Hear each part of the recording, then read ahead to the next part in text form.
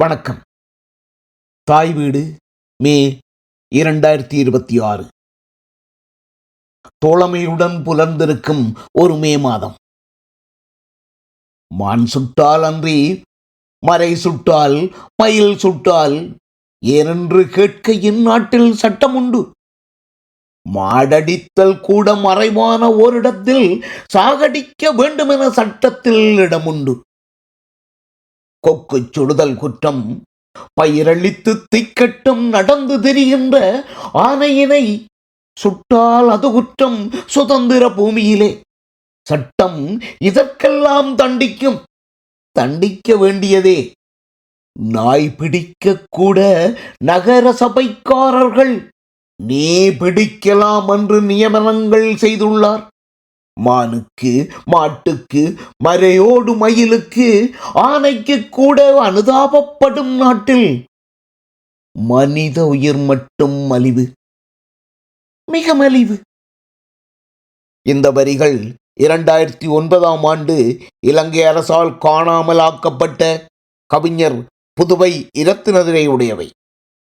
அண்மையில் அமைதிக்கான நடைபயணம் மேற்கொள்ள இலங்கைக்கு சென்ற பௌத்த துறவிகளோடு கூட சென்ற நாய் மீது காட்டப்பட்ட கரிசனையை கவனிக்கும் போது இந்த கவிதையும் நினைவில் ஆடுவது தவிர்க்க முடியாதது. புதுவை இரத்தினதுரையுடன் சேர்ந்து ஆயிரக்கணக்கான தமிழர்கள் காணாமலாக்கப்பட்ட அந்த வலி சுமந்த மே மாதத்தின் பின் வந்த 16 மே மாதங்களைப் போலவே இந்த 17வது மே மாதமும் பொறுப்பு குரல்களோ நீதி வழங்கல்களோ இன்றி பிறந்திருக்கின்றது. இந்த கவிதை இடம்பெற்ற தொகுப்பின் தலைப்பு நினைவழியா நாட்கள் என்பது முரண்நகையானது. ஏனெனில் நினைவில் அழியாது மனத்தில் வடுக்களாக தங்கியிருக்கும் அந்த நாட்களின் அனுபவங்களை எழுதுவதற்கும் தடைகள் தோன்றியிருக்கின்றன. தீபைச்செல்வனின் எழுத்துகள் மீதான தடை இத்தகையதே. அவர் தமிழில் எழுதி கொண்டிருந்த வரையில் கண்டும் காணாதது போல் இருந்த அரச இயந்திரம் இப்போது அவரின் எழுத்துகள் சிங்கள மக்களிடையே கவனம் பெறத் தொடங்கியதும் அதற்கெதிராக தனது ஒடுக்குமுறை கரத்தை ஓங்கியுள்ளது. முன்னரும் நடராஜா ரவிராஜும் குமார் பொன்னம்பலமும் சிங்கள மக்களுடன் தமிழரின் நியாயத்தை சிங்களத்தில் பேச முற்பட்ட போது அவர்களின் குரல்கள் துப்பாக்கி முனையில் மௌனிக்கப்பட்டன. இப்போது சட்டம் தடையாணையுடன் பாய்கின்றது. இந்த தடை கவனிக்கப்படாது கடந்து போகப்படாமல் இருப்பதற்கான முக்கிய காரணம் சிங்கள மக்கள் சிலரிடம் இருந்து உணர்வு தோழமையுடன் வெளிப்பட்ட தடைக்கான எதிர்ப்பே. தடைக்கு எதிராக குரல் கொடுத்த சிங்கள சமூகத்தவர் எண்ணிக்கையில் குறைவானவர்களாக இப்போது இருப்பினும் அவர்கள் சிங்கள சமூகத்தில் வகிக்கும் பாகத்தால் முக்கியமானவர்கள். எழுத்தாளர்கள், ஊடகவியலாளர்கள், கலைஞர்கள், தொழிற்சங்கவாதிகள் என பலர் இதில் அடங்குகிறார்கள். இந்த அளவுக்கு பரந்துபட்ட உணர்வு தோழமை வெளிப்பாடு நான் ஸ்ரீலங்கன் இல்லை என்று ஆணித்தனமாக உரைத்த ஒரு தமிழ் எழுத்தாளனுக்கு ஆதரவாக எழுந்திருப்பது முக்கியமானதும் நம்பிக்கை தருவதுமாகும். ஈழத்தமிழரது அரசியல் பலம் குன்றியும் ஈழத்தமிழ் அரசியல் தலைமைகள் மீது அவநம்பிக்கைகள் அதிகரித்தும் வருகின்ற ஒரு காலகட்டத்தில் எமது நினைவுகளை நாமே எழுதுவதற்கும் எமது வரலாறுகளை நாமே கடத்துவதற்கும் எமக்கு ஆதரவாக நீட்டப்படும் நேசக்கரங்கள் அனைத்தும் ஆர்வத்துடன் பற்றப்பட வேண்டியவையே.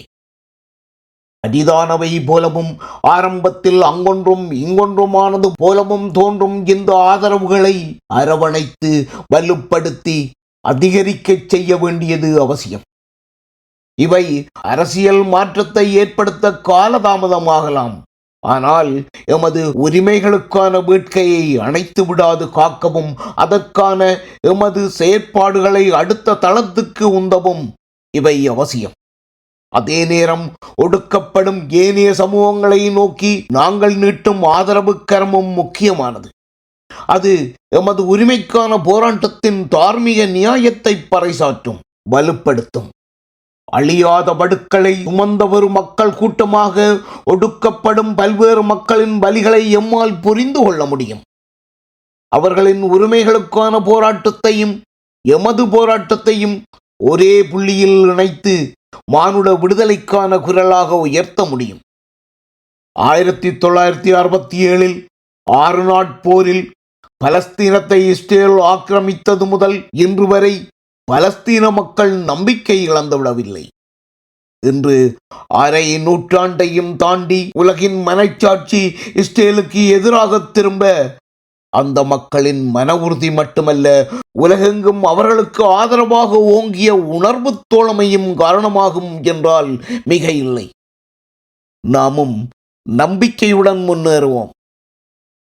நன்றி.